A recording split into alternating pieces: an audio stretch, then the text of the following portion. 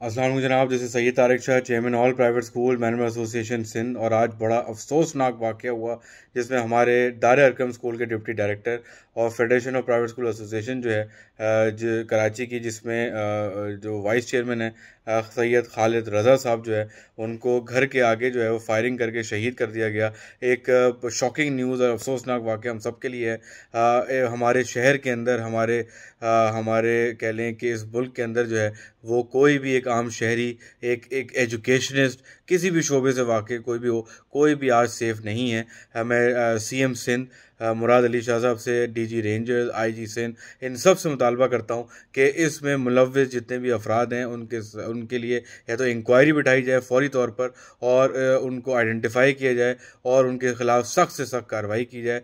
और उनकी फ़ैमिली के साथ जो है खालिद साहब की मैं ज़ाहिर वो यकजहती कह लें या उनके दुख में बराबर का शरीक हूँ कि अल्लाह उनको जन्नत फिरदौस में आला मुकाम अता फ़रमाए, और उनको और इनके घर वालों को, उनके करीबी साथियों को सब्र जमील अता फ़रमाए।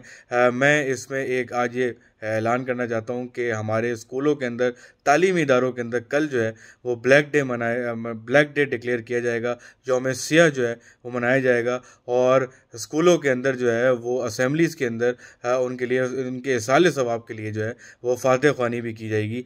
इसी दुआ के साथ कि अल्लाह हम सबको अपने हिफ्ज़-ओ-मान में रखे और शर पसंद अनासर से हम सबको मुकम्मल महफूज रखें। मैं हूं सैयद मुजम्मिल शाह और अब आप मुझे देख सकते हैं सिर्फ बोल न्यूज़ पर। जिंदगी एक मैदान है और PSL 8 में हर टीम को छूना आसमान है। 6 टीमों के बीच धुआंधार लड़ाई। ये शोर ना लड़ाई का है ना डर का, ये शोर है जीत का, ये शोर है जुनून का। खेल का जुनून रोजाना रात 11 बजे सिर्फ बोल न्यूज़ पर।